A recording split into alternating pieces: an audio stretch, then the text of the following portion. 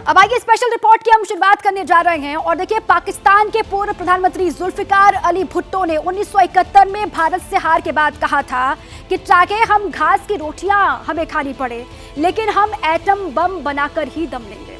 पाकिस्तान ने चोरी से जैसे तैसे एटम बम तो हासिल कर लिया, लेकिन मौजूदा वक्त में पाकिस्तानियों को घास की रोटी भी नसीब नहीं हो पा रही है। लगता तो यह है कि गाहे बगाहे एटम बम की गीदड़ भपकी देने वाले पाकिस्तानी अब एटम बम ही खाएंगे, क्योंकि पाकिस्तान के एटमी जखीरे को लेकर बेहद सनसनीखेज खुलासा हुआ है।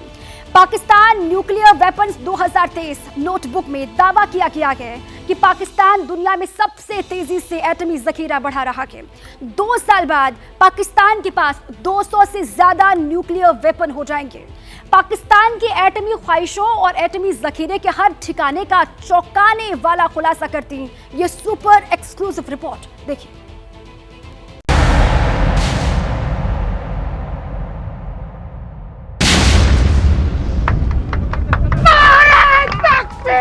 धमाका होता है, धुआं उठता है, अवाम मजहबी नारे लगाती है, खामखा तालियां पीटती है। नारे तकबीर! नारे तकबीर! हमारे पड़ोस के एक मुल्क की नस्लों को 25 साल से ऐसे ही सपने आते हैं।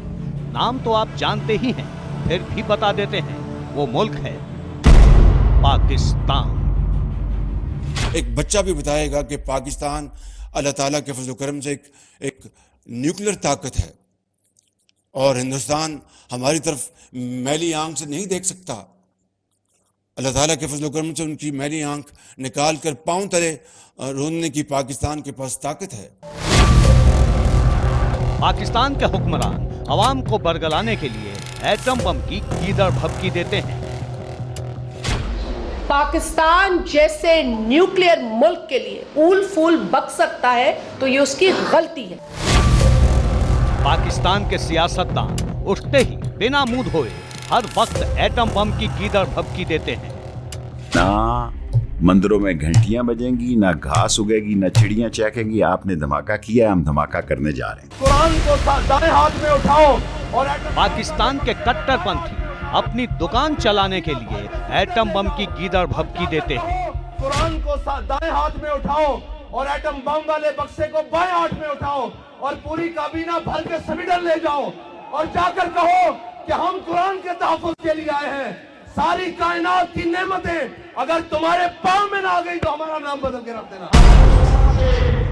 पाकिस्तान के दहशतगर्द चीखते चिल्लाते सरेआम एटम बम की गीदड़ भभकी देते हैं। एटमी पाकिस्तान और वो पाकिस्तान जिसने दुनिया में बड़ी बड़ी जंगें लड़ के दुनिया की सुपर पावर्स को शिकस्त देके आज जो मिसाइल टेक्नोलॉजी में आज इस मकाम पे खड़ा है कि सिर्फ इंडिया और इस्राइल नहीं, मगरिब के मुल्क भी पाकिस्तान के एटमी मिसाइलों की जद में है।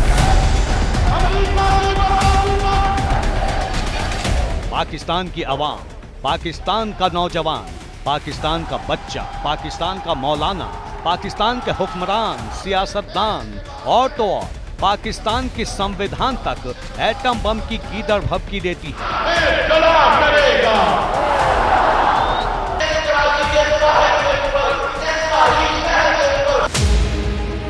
लेकिन सवाल यह है कि पाकिस्तान अपने एटम बम रखता कहां है?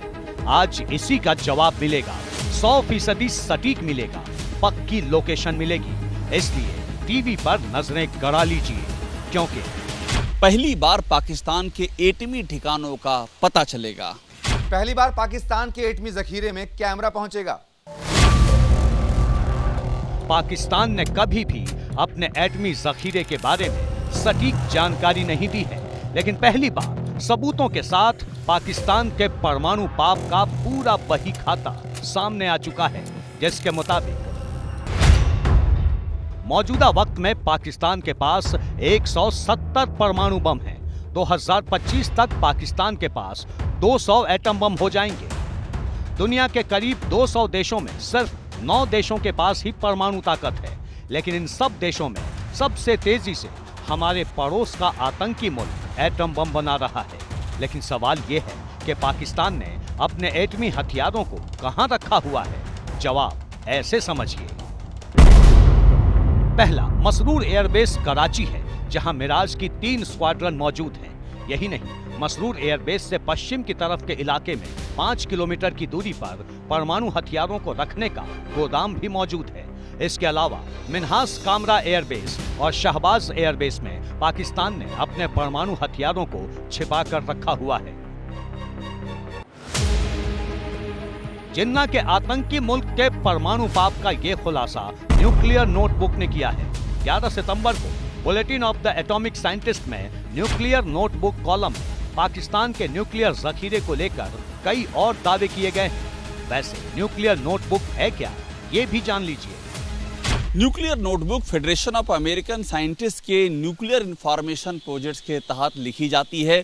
इसे 1987 से लिखा जा रहा और इसे बुलेटिन ऑफ साइंटिस्ट में प्रकाशित किया जाएगा।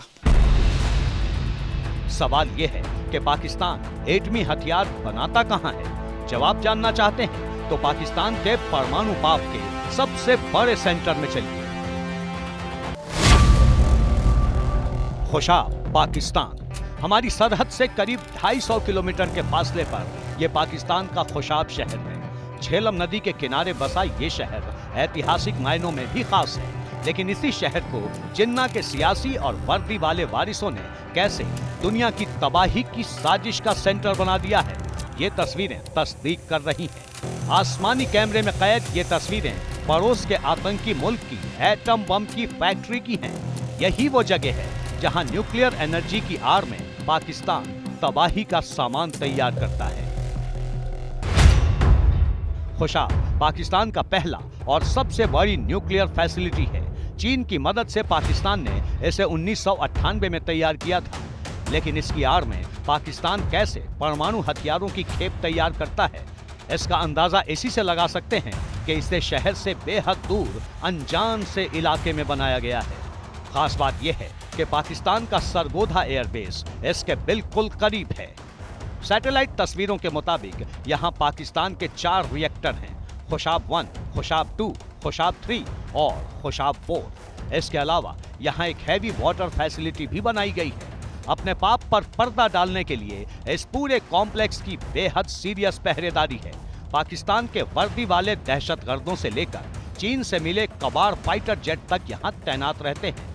इनमें से 2 रिएक्टर्स खुशाब 2 और खुशाब 3 को पाकिस्तान ने 2010 और 2011 में शुरू किया था। कहने को पाकिस्तान चारों रिएक्टर से 15-15 मेगावाट बिजली बनाने का दावा करता है, लेकिन हकीकत में इसकी आड़ में तबाही का सामान तैयार किया जाता है। दशकों से पाकिस्तान अपने तबाही के पाप को मक्कारी के पैबंद में छिपाता रहा है, लेकिन दुनिया को सब खबर है। No question in my mind that the most dangerous country on earth is Pakistan. It's not because of their intentions. It's because Pakistan has over 100 nuclear weapons. ये पहली दफा नहीं है जब जिन्ना के मुल्क के एटमी जखीरे पर सवाल उठे हैं। इससे पहले भी कई दफा पाकिस्तान के परमाणु हथियारों के आतंकियों के हाथ लगने की आशंका जताई जा चुकी है। इसलिए आज पाकिस्तान के परमाणु प्रोग्राम का पक्का पोस्टमार्टम करना जरूरी है, वो भी चंद सवालों के साथ कि पाकिस्तान क्यों तेजी से परमाणु बम बना रहा है, परमाणु तकनीक में चीन की मदद का मकसद क्या है, पाकिस्तान के एटमी जखीरे से भारत को क्या खतरा है। रिपोर्ट के मुताबिक पाकिस्तान के कम से कम 5 मिसाइल ठिकाने हैं जो पाकिस्तानी परमाणु फोर्स के लिए अहम भूमिका निभा सकते हैं। इसमें अर्को गैरिसन, गुजरावाला, खुजदार, बानो अकील और सरगोधा ठिकाना शामिल है। अर्को गैरिसन बेस भारत के बॉर्डर से करीब 145 किलोमीटर की दूरी पर है। गुजरावाला पाकिस्तान के सबसे बड़े कैंटोनमेंट में से एक है जो हमारी सरहद से सिर्फ 60 किलोमीटर के फासले पर है। खुजदार का फासला सबसे ज्यादा है तो बानो अकील सिंध के उत्तरी हिस्से में है जिसका हमारी सरहद से फासला करीब 85 किलोमीटर का है। पाकिस्तान का सरगोधा बेस वाघा से करीब 200 किलोमीटर दूर है। यानी पाकिस्तान के ज्यादातर एटमी ठिकाने हमारी सरहद के करीब ही बनाए गए हैं। यहाँ रोड कनेक्टिविटी से लेकर F-16 जैसे फाइटर जेट के लिए बेस तक तैयार किए गए हैं। लेकिन सवाल ये है कि पाकिस्तान की एटमी हमला करने की हैसियत क्या है? इसका जवाब भी पाकिस्तानियों से ही सुनिए। एटम बॉम्ब तर्क करना हम अफोर्ड नहीं कर सकते। एक इंडिया जैसा पड़ोसी हो तो एटम बॉम्ब तर्क करना तो अफोर्ड नहीं कर सकते। अब रह गया कशकोल, तो कशकोल तोड़ भी देंगे, ये हाथों को कशकोल बना लेंगे। जमाने भर के सामने भीख मांगना, मदद के लिए गिड़गिड़ाना और हर जगह से दुत्कार मिलना, ये जिन्ना के मुल्क का मुकद्दर बन चुका है। गैरत बेचकर खा चुके पाकिस्तानी हुक्मरानों की ये हर दूसरे दिन की रिपीट रोना है। लेकिन ये पाकिस्तान की मजबूरी नहीं, बल्कि पाकिस्तान के लिए जरूरी सबक है। लेकिन दुनिया खबरदार है, क्योंकि पाकिस्तान के एक हाथ में कटोरा तो दूसरे हाथ में एटम बम है। इसलिए सवाल लाजमी है कि क्या पाकिस्तान के न्यूक्लियर हथियार सुरक्षित हैं? अगली रिपोर्ट देखिए।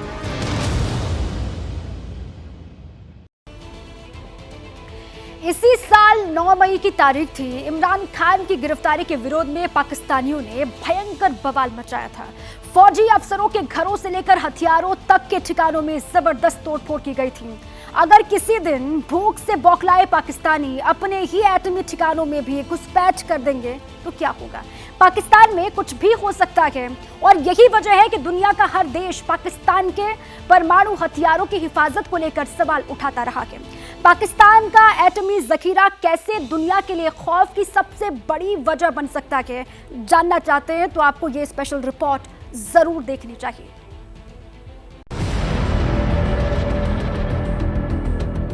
Today, at 15:45 hours, India conducted 3 underground nuclear tests in the Pokhran range. 11 मई 1998, करीब 25 साल पहले की यही तारीख थी। तब हिंदुस्तान का परमाणु ताकत बनने का सपना साकार हुआ। There is a lot of pressure, geopolitical pressure.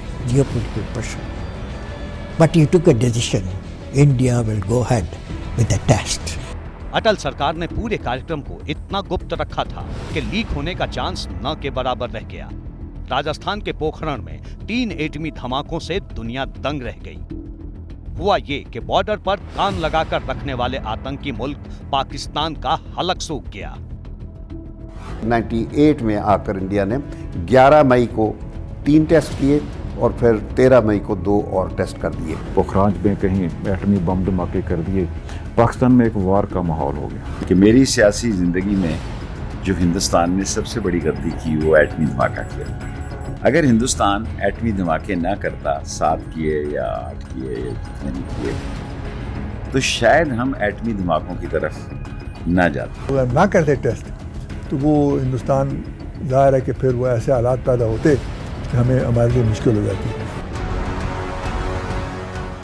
इन सब बहानेबाजी के बीच पाकिस्तान ने 28 मई 1998 को बलूचिस्तान के चागई इलाके में 6 परमाणु बमों का परीक्षण कर दिया। Pakistan today successfully conducted 5 nuclear tests. करीब 25 साल पहले मई का महीना था और सितंबर 2023 में आज की तारीख है। तभी से पाकिस्तानी हुक्मरानों से लेकर अवाम तक जुबां पर एटम बम लिए फिरती है। लेकिन सवाल बरकरार है कि क्या वाकई पाकिस्तान में न्यूक्लियर हथियार महफूज हैं? क्या पाकिस्तानी परमाणु बम आतंकियों के हाथ लग सकते हैं? दुनिया के ज्यादातर देश इस सवाल का जवाब हां में देते हैं, जिसकी वजह भी है। पाकिस्तान को चोरी का परमाणु बम देने वाले AQ खान की मौत हो चुकी है, जिसके साथ ही पाकिस्तान की एटमी तकनीक से जुड़े कई राज खत्म हो चुके हैं। लेकिन पाकिस्तान का कट्टरपंथ और दहशतगर्दी वाला जहर बदस्तूर जारी है। सवाल यह है कि क्या होगा अगर पाकिस्तान के परमाणु हथियार आतंकियों के हाथ लग गए? सवाल यह भी कि क्या ऐसा हो सकता है?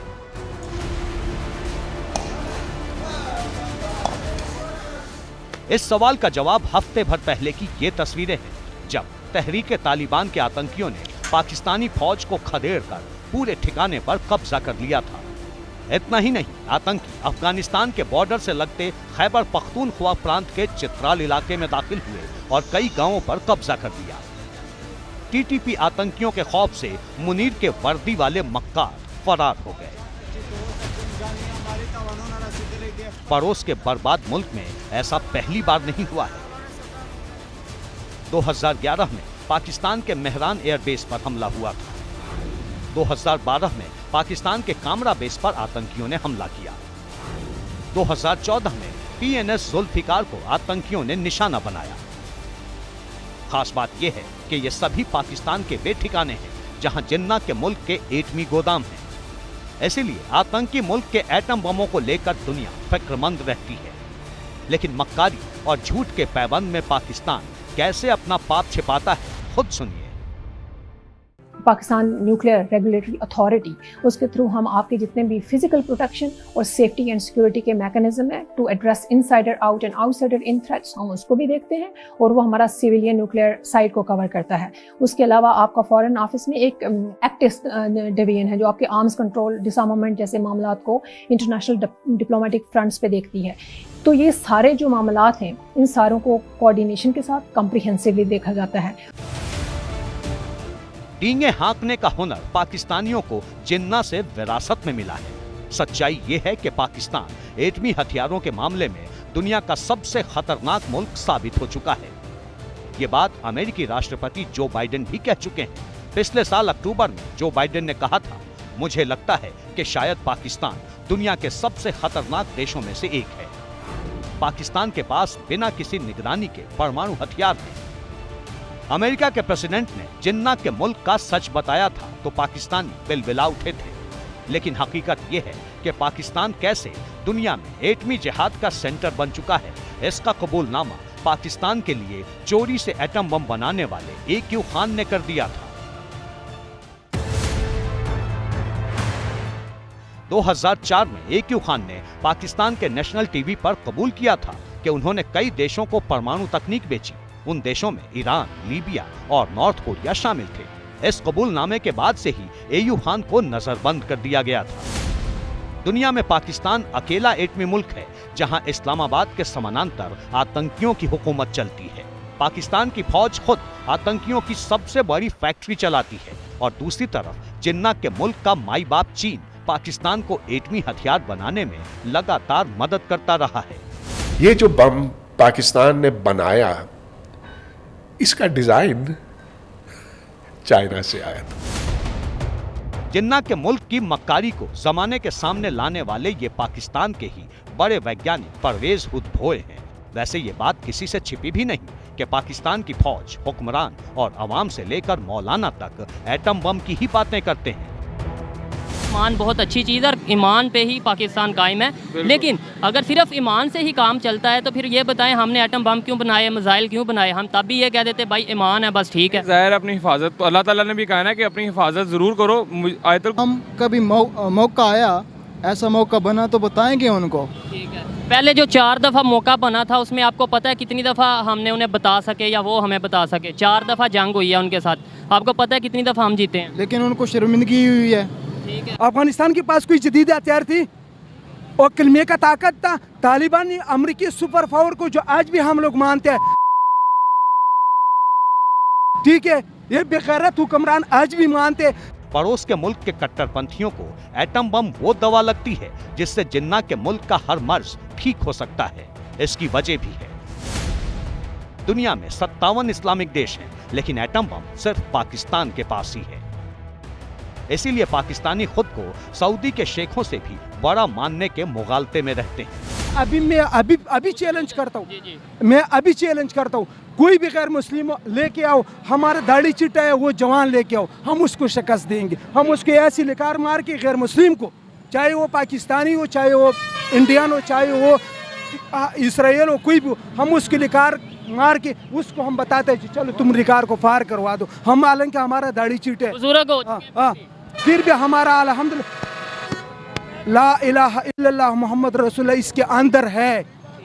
जिसके दिल के अंदर यही है ना, यही कलमा है, जो नबी अलैहिस्सलाम की उम्मत है वो कभी भी न शिकस्त मानते। हमारा एक इमरान खान है, ईमानदार है, वो अमेरिकी के डट कर हर तकरीर में जो है ना अमेरिकी को बिल्कुल फ्रेश जवाब देते। कर्जा भी अमेरिका से ही लेते हैं। कर्जा तो अमेरिका से लेता है भाईजान। जब हमारा मुल्क को जो गुजरा हुआ जो माजी के हुक्मरानों ने दिवाला किया तो मजबूरी से वो लेते कर्जे। आतंकी मुल्क के ऐसे ही नमूनों की वजह से दुनिया खौफ में है कि न जाने कब कोई पाकिस्तानी एटम बम पैक कर हाफिज और मसूद को पार्सल कर दे। पाकिस्तान एक बेहद ही गैर जिम्मेदार मुल्क है। पाकिस्तान की सियासत से लेकर रवायत की बुनियाद हमेशा फरेब और झूठ की रही है। इसीलिए पाकिस्तान ने चोरी से एटम बम भले ही बना लिया हो, लेकिन वो एक अदद जिम्मेदार और तरक्की पसंद मुल्क नहीं बन पाया। मौत का तूफान, तबाही के कितने कब्रिस्तान। लीबिया में ऐसी तबाही आई है कि हंसता खेलता एक शहर बर्बाद हो गया है। हालात ऐसे हैं कि शवों को दफनाने के लिए जगह कम पड़ गई है। सवाल इस बात का है कि कुदरत का मिजाज बदला है या ये इंसानी वजूद पर हमला है, क्योंकि इस वक्त लगातार तूफान आ रहे हैं। दुनिया के कई मुल्क इससे कराह रहे हैं।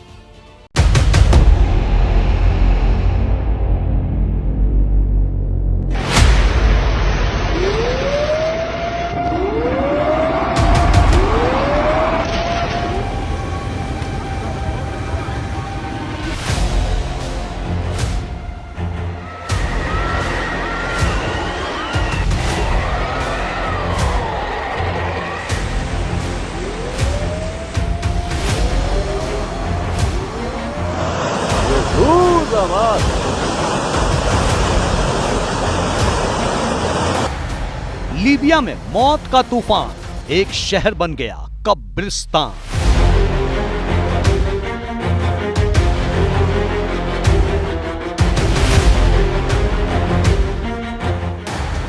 इतिहास की सबसे बड़ी तबाही बाढ़ मौत बनकर आई।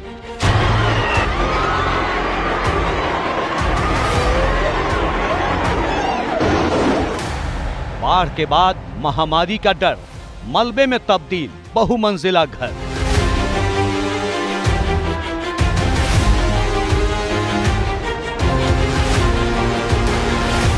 लीबिया के बाद ब्राजील का नंबर, क्या सब खत्म कर देगा सितंबर?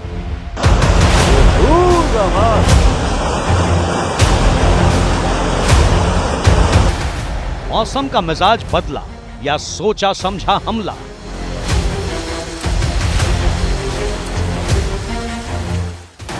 धरती का टेम्परेचर हाई, शुरू हुई अस्तित्व की लड़ाई।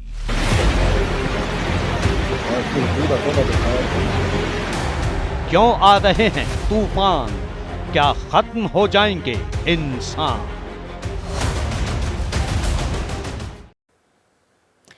जो अभी आपने देखा वो सिर्फ तबाही का ट्रेलर था, क्योंकि ये लीबिया में आई उस तबाही की सिर्फ चंद तस्वीरें थीं, जबकि दर्द कल्पना से भी ज्यादा बड़ा है।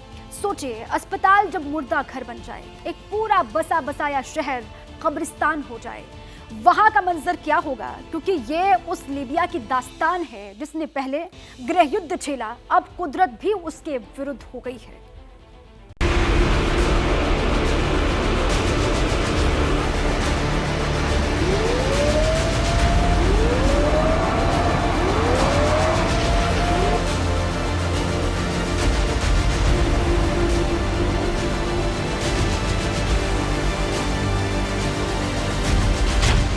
मलबे में तब्दील इमारतें, कबाड़ हुई गाड़ियां, लाशों का अंबार। ये बाढ़ की सुनामी से तबाह हुए लीबिया के उस शहर की कहानी है जिसका नाम और नक्शा दोनों बदल गया है। 11,000 से ज्यादा मौत, 15,000 से ज्यादा जख्मी, 20,000 से ज्यादा लापता। ये शब्द किसी अखबार की हेडलाइंस जैसे लगते हैं, लेकिन ये इतिहास की सबसे बड़ी तबाही है जिसने हंसते खेलते एक शहर को शमशान बना दिया है।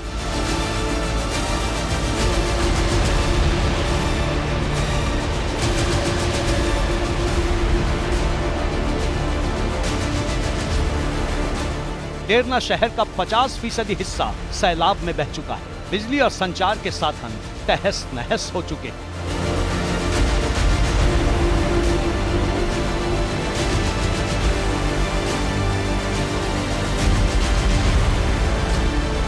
ये देश प्राकृतिक आपदा के लिए बिल्कुल भी तैयार नहीं था, क्योंकि पिछले 1 दशक से लीबिया गृह युद्ध से जूझ रहा है। उसकी अर्थव्यवस्था पहले से चौपट है और जो जख्म बाढ़ ने दिए हैं उसने लीबिया की हालत बदतर कर दी है। दरअसल डेनियल नाम का तूफान कई देशों से होता हुआ लीबिया पहुंचा था, जिसके बाद लीबिया के कई इलाकों में भयंकर बारिश शुरू हो गई। इस बीच डेनला नदी पर बने 2 बांध टूट गए, जिसके बाद ऐसा सैलाब आया कि अपने साथ सब कुछ निगलता चला गया।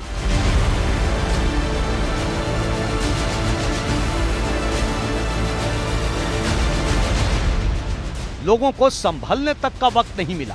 हजारों लोग पानी की तेज धार में बह गए। नदी के किनारे मौजूद बहुमंजिला इमारतें देखते ही देखते ताश के पत्तों की तरह ढह गई।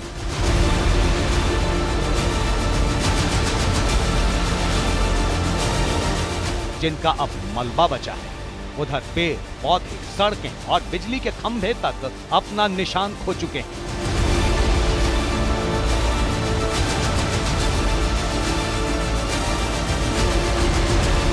लीबिया के डेरना शहर की कई तस्वीरें सोशल मीडिया पर वायरल हैं, जिसमें एक वो तस्वीर है जो बाढ़ के पहले की, जिसमें कि सब कुछ आबाद है, और एक तस्वीर बाढ़ के बाद की भी है, जिसमें सब कुछ उजाड़ हो चुका है।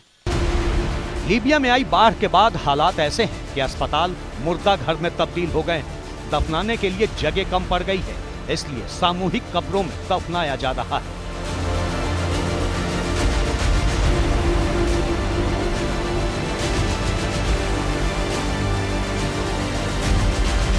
लीबिया में इस वक्त जहां देखो लाशें ही लाशें नजर आ रही हैं। कई शव ऐसे हैं जिनकी शिनाख्त तक नहीं हो पा रही है। इस मुश्किल हालात में शवों को एक साथ सामूहिक कब्रों में दफन किया जा रहा है। लीबिया में मौत का आंकड़ा 20,000 तक जा सकता है, लेकिन सबसे बड़ा डर महामारी का है, क्योंकि एक तरफ शव पानी में तैर रहे हैं तो दूसरी तरफ सड़कों पर गंदा पानी बह रहा है, जिससे बीमारियों का खतरा बढ़ गया है। उधर रेस्क्यू टीम को भी परेशानियों का सामना करना पड़ रहा है। कई जगह रेस्क्यू टीम ही लापता हो गई है।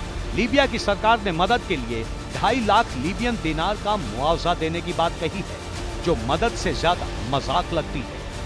लीबिया में तबाही इतनी ज्यादा है कि जिंदगी को पटरी पर आने में दशकों लग जाएंगे, और इस मुश्किल वक्त में लीबिया में चल रही 2 समानांतर सरकार मदद के नाम पर सिर्फ रस्मदाई कर रही हैं। उधर अमेरिका, स्पेन और तुर्की के साथ ही यूएन और रेड क्रॉस भी लीबिया के लिए मदद भेज रहे हैं। लेकिन सवाल ये है कि आखिर ये मदद ज़रूरतमंदों तक पहुंचेगी कैसे, क्योंकि लीबिया में इंफ्रास्ट्रक्चर नाम की कोई चीज़ बची नहीं है, और जो कुछ था वो बाढ़ में तबाह हो चुका है। लीबिया की हालत इतनी खराब है कि वहां 2011 से कोई सड़क तक नहीं बनी। लीबिया में सरकार का होना या ना होना बराबर है। यहाँ दर्जनों कबीले हैं और हर कबीले का किसी न किसी हिस्से पर कब्जा है। यही वजह है कि दूसरे देशों से भेजी जा रही मदद जरूरतमंदों तक पहुंचेगी, उस पर भी संशय है। लेकिन बड़ा सवाल ये है कि जो लीबिया में हुआ, क्या उसे टाला नहीं जा सकता था, या इसके लिए लीबिया में चल रही 2 समानांतर सरकारें जिम्मेदार थी, या फिर लीबिया का डेरना तबाही के ऐसे बम पर बैठा था जिसका फटना पहले से तय था। दरअसल ऐसी आपदा और प्राकृतिक तबाही से अलर्ट करने के लिए हर देश में मौसम विभाग होता है, लेकिन गृहयुद्ध की वजह से लीबिया में मौसम विभाग सक्रिय नहीं है। अगर लीबिया में मौसम विभाग सक्रिय रहा होता तो लोगों को आगाह किया जा सकता था, क्योंकि इसी डेनियल तूफान ने पिछले हफ्ते ग्रीस, तुर्की और बुल्गारिया में तबाही मचाई थी, और ये पहले से तय था कि तूफान अब लीबिया की तरफ बढ़ रहा है। लेकिन जानते हुए भी लीबिया की तरफ से कोई कदम नहीं उठाए गए। कुछ जानकार बताते हैं कि डेरना शहर पहले से ही खतरे की जद में था, क्योंकि जो 2 डैम टूटे और अपने साथ सब कुछ बहा कर ले गए, उन दोनों डैम की बीते 21 सालों से देख रेख तक नहीं हुई थी। आमतौर पर बांध इस तरह की बाढ़ से शहर को बचाने का काम करते हैं, लेकिन डेरना के लिए यही बांध काल बन गए।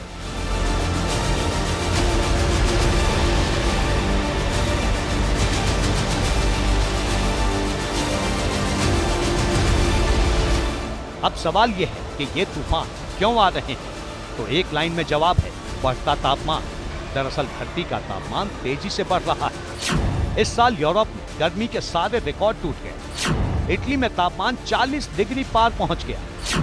भूमध्य सागर का तापमान औसत से ज्यादा हो गया। सिर्फ भूमध्य सागर ही नहीं, पूरी दुनिया में सागर गर्म हो रहे हैं। औसत से ज्यादा तापमान तूफान ला रहा है और बहुत ज्यादा बारिश तबाही ला रही है। 2023 में ही कई देश अलग अलग तूफान की मार झेल चुके हैं। चीन में डोकसुरी का तूफान आया, जिससे चीन की राजधानी समेत तीनों लाइफलाइन तबाह हो गई। यहां तक कि चीन के सामने खाने का संकट भी खड़ा हो गया।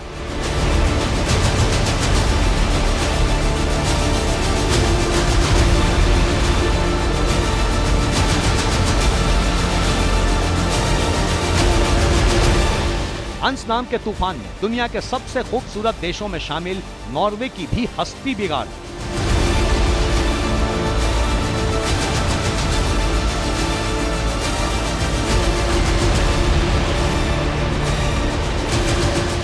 इतना ही नहीं, खुद को महाशक्ति बताने वाला अमेरिका भी हिलेरी नाम के तूफान के सामने घुटने टेकने पर मजबूर हो गया।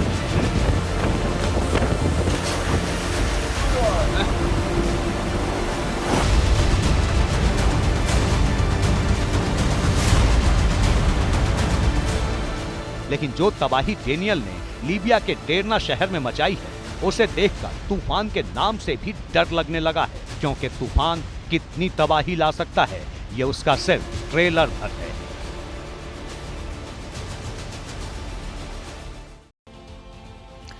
पहले आसमान से बारिश होती थी तो मजा आता था, लेकिन अब डर लगता है, क्योंकि चंद मिनटों की बारिश क्या कर सकती है, ये मध्य प्रदेश को देखकर आप अंदाजा लगा सकते हैं, समझ सकते हैं। जहां महादेव की नगरी उज्जैन से लेकर मिनी मुंबई कहा जाने वाला इंदौर तक सब डूब गए हैं।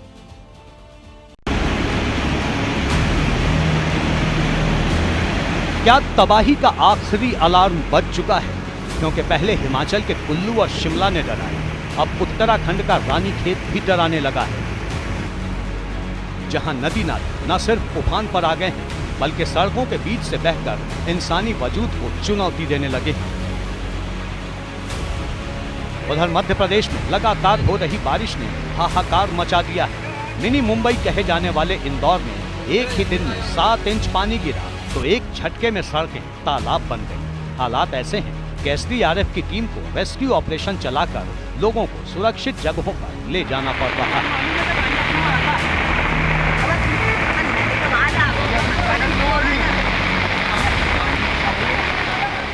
पानी ने महादेव की नगरी को भी डुबो दिया है। उज्जैन में शिप्रा नदी उफान पर है, जिससे नदी के किनारे बने कई मंदिर डूब गए।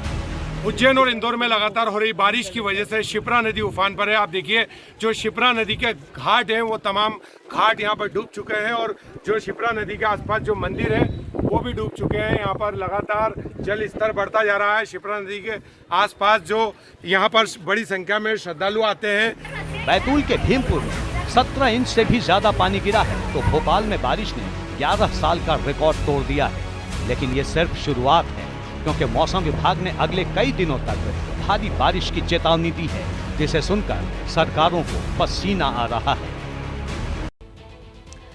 अब सवाल यही है कि लीबिया के बाद किसका नंबर? क्या सब खत्म कर देगा सितंबर? क्योंकि हाल तो ब्राजील का भी बुरा है। सिर्फ देश में नहीं बल्कि विदेशों में भी हालात किस तरीके से बने हैं बाढ़ और बारिश की वजह से, आप समझिए। जहां ऐसा चक्रवात आया है ब्राजील में कि 60 से ज्यादा शहरों को पानी ने बंधक बना लिया है, लेकिन लोग हैं कि अपनी जान के दुश्मन बन गए हैं। कैसे? इस रिपोर्ट में आप देखिए।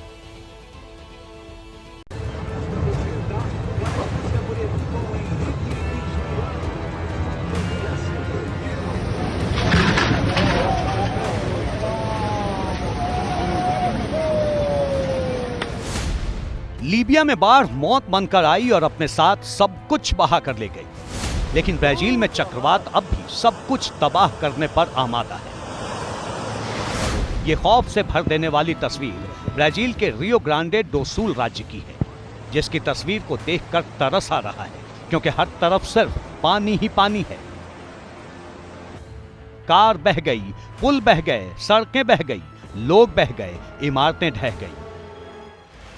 सड़कों पर नाव चल रही है, घर पानी में डूब चुके हैं, लेकिन लोग इस मुश्किल वक्त में भी अपनी जान खतरे में डालने में लगे हैं।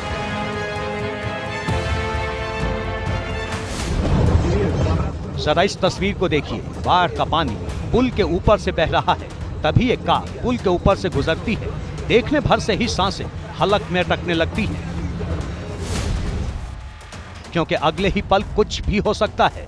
गाड़ी आगे बढ़ने लगती है और डरते डरते पुल को पार कर लेती है। लेकिन जैसे ही वो पुल को पार करती है, पुल का एक हिस्सा ढह जाता है।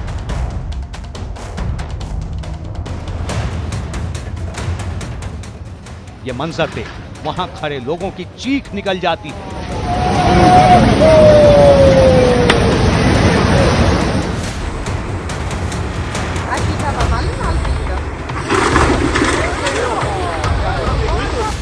क्योंकि सोचिए, जिस वक्त ये कार पुल से गुजर रही थी, तब अगर पुल ढह गया होता तो क्या होता। लेकिन हर किसी की किस्मत अच्छी नहीं होती। इस तस्वीर को देखिए, जिसमें एक कार नदी में बहती नजर आ रही है। दरअसल चक्रवात के बाद से ज्यादातर नदियां उफान पर हैं, जो अपने साथ सब कुछ बहा कर ले जा रही हैं। क्योंकि ब्राजील में इस वक्त गाड़ियां चल कम और तैर ज्यादा रही हैं, और लोगों को गाड़ियों की छत से कूदकर अपनी जान बचानी पड़ रही है।